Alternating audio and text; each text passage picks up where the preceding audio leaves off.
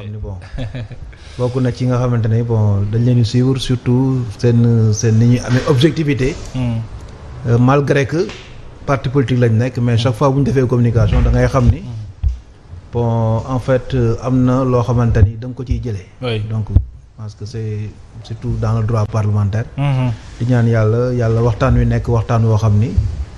dina leeral lu bari Sénégalais yi aussi gi ci seen njariñ. Absolument. Voilà. Merci beaucoup honorable alors beneen honorable Abdoulaye Ndiaye ancien député la moom itam di responsable Alliance pour la République gën ko min ca Grand Yoff nag honorable ñu ngi lay nuyu am mbégte yow it dalalaat la ci bile jotaay. Merci Mohamed maa lay ziar di ziare Mbaye di ziare Malick. di ziare seen téléspectateurs yi ak aussi kuréel bi yëpp li dale ca kilifa ba ca suuf. di espérer. que émission yi sénégalais yëpp et au-delà même dañ ko seetaan ci jàmm ak salaam. te dinañ ci retenir quelque chose boo xam ne dina leen mun a apporter grandement. dina leen mun a maanaam enrichir daal.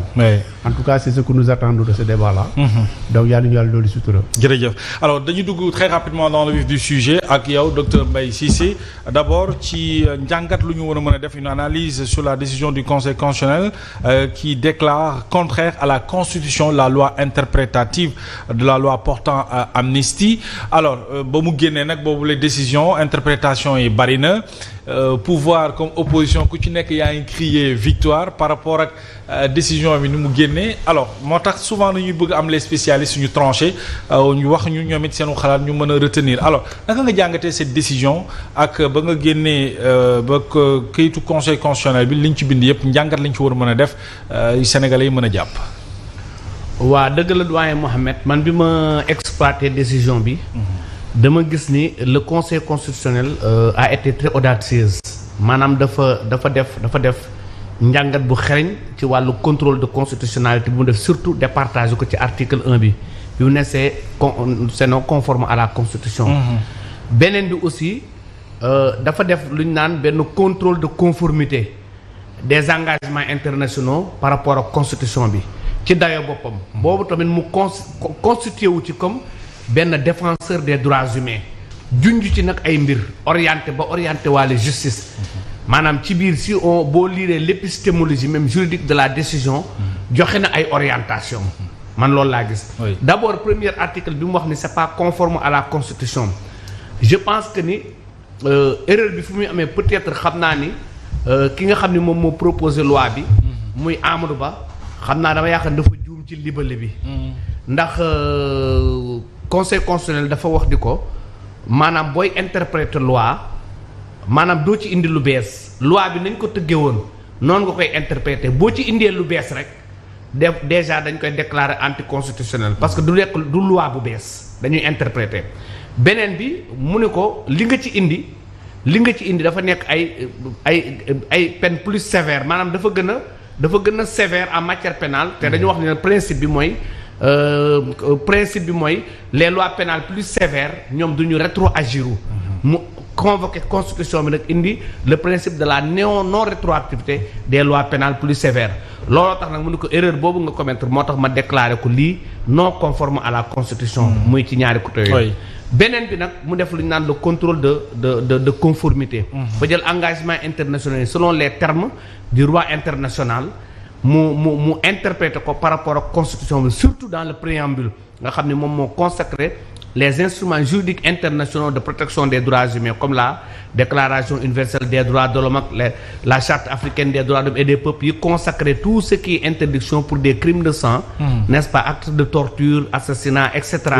mu wax ni loolu mënta dugg ci biir loi d'amnistie n'est-ce pas te loolu dafa nekk loo xam ne man def waxoon naa ko déjà depuis belle lurette parce que je pense que ni am na benn tuuti erreur boo xam ni l'opposition de l'ancien régime ci parlement bi defoon nañ ko mooy bi ñu adopté loi d'amnistie bi parce que ñoom amoon nañu opportunité dans les 15 jours ñu dugal ci biir conseil constitutionnel benn requête pour ñu contrôler loi d'amnistie bi conformément à la constitution mais defuñu ko woon te waxoon naa am na député yu ma ci wax man leen def bu ñu ko defoon dinañ am au moins ca ba ñuy voté bu njëkk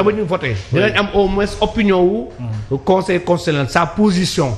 par rapport ak loi bi bu ko defee dinañ am beneen taxawaay par rapport ak interprétation parce que man dama gis ni interprétation bi teel laa wax ni woon jaru ko parce que le en principe en droit international dañuy interdire ñuy amnistier yenn certains crimes yi comme ni ko conseil constitutionnel waxee léegi ci biir loolu conseil constitutionnel dafa orienté waale la justice sénégalaise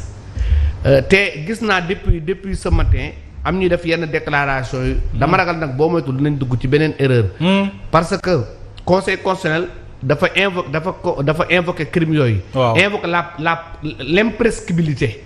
l'imprescriptibilité yaa ngi dégg de ces crimes des crimes de torture actes cruels inhumains et dégradants mais loolu boo demee ci dans le droit commun le code pénal dafay am prescriptibilité maanaam en matière criminelle crime dafay prescrire au bout de 10 ans en droit pénal n'est-ce pas interne mais en droit international imprescriptibilité bi la kon conseil constitutionnel mën ngay junj Sénégal jéem leen appliquer la justice pénale internationale te fii justice pénale internationale lu ñu fi mën a appliquer ci affaire crime yooyu mooy le statut de Rome créant la CPI te avec le principe de subsidiarité mooy les juridictions nationales fi ñuy compétent wee la CPI fi muy compétent yi mooy fii juridiction nationale yi amee défaillance te fii dinaa si ñëw peut-être après amul benn défaillance. Très bien. Léegi nag erreur bi may ragal ñu commettre ko parce que gis naa am ñu dem ne dañuy porter plainte. waaw léegi ancien ministre. peut-être ñeen mais ancien ministre mënoo ko porter plainte fenn parce que haute cour de justice. moom moo koy àtte dafa am privilège de juridiction. bien sûr yaa ngi dégg. mais beneen bi mooy bu ñu demee topp ko ci wàllu droit commun. mën nañu dem ba si biir parquet bu ko toppee ci droit commun mën nañu dem ba si biir juge bi déclaré wu incompétent. yaa ngi dégg. parce que danaan leen man du ma appliquer les dispositions du droit international droit pénal international je suis pas compétent looloo yéexaloon dossier Hissène Habré bu ñu fàttali ko dans la jurisprudence Habré victime heure bu ñu ñëwee porter plainte devant la justice sénégalaise daf naa leen je suis incompétent les conventions internationales de protection des droits humains loolu mënuma ko appliquer. Très bien. yaa ngi dégg léegi nag bu ñu fa duggee mën na dem ba ci biir mu am benn défaut juge bi déclaré wu incompétent bu boobaa dañuy recommencer wu à zéro mais conseil constitutionnel moom junj na ko parce que xam nga moom du ko wax de manière explicite mais en tout cas junj na ko junj na imprescriptibilité junj na également statut de li ngeen di reprocher seulement Mbaye en tant que juriste mooy cette loi bu ñuy woowee la loi interprétative dafa tenir en haleine sénégalais yépp jaar ci assemblée les débats télévisés te fi mu yegg si tey conseil constitutionnel rejeté ko dafa mel ni quelque part sunu juristes yi xëy na dañu faillir foofu parce que génn ñu éclairer la lanterne des Sénégalais et même de ceux ñi nga xam ne ñoo dugaloon boobu léegi loi ak ni mu teniree en haleine les Sénégalais tey ñu ñëw ñu ne ñu mbir mi dañu ko rejeté où étiez wala ana fan la ñu nekkoon ñoom sunu ay juristes. non man d'abord teniruma en haleine parce que déjà man waxoon naa depuis le début. ne leen man loi amnistie bi nañ ko teg na le interprétative bi maanaam loi d'amnistie bi sax laa wax de façon générale nañ ko teg na le parce que le principe du droit man je suis un spécialiste en justice pénale internationale man ne leen loolu justice pénale internationale mën na ko gérer sans pour autant ngeen toucher la loi d'amnistie parce que dafay interdire ñu amnistie ay crimes de sang beneen bi mooy deux articles la benn article rek la déclaré non conforme à la constitution. moo beneen article bi dafa def ci coobare boppam maanaam dafa audacieux ci côté boobu mu def benn contrôle de conformité. jox ay orientation justice sénégalaise maanaam loolu il faut que nga lire ko dans son contenu intrinsèque. C'est important pour xam lan la conseil constitutionnel bëgg wax maanaam ce qui est pas ce qu'a dit le conseil constitutionnel dans son considérant 31 mais ce qui est derrière de ce que veut dire le conseil constitutionnel. Très bien. loolu moom moo am solo. te loolu bu ñu ci bàyyiwul xel rek boo moytul dinañu ñëwaat ci loolu gën ko yaatal Malick dinañ ñëw ci yow honorable Ablaye Ndiaye alors naka nga jàngatee cette décision quand même du conseil constitutionnel bi rejeté la loi interprétative bi le député Amadou Ba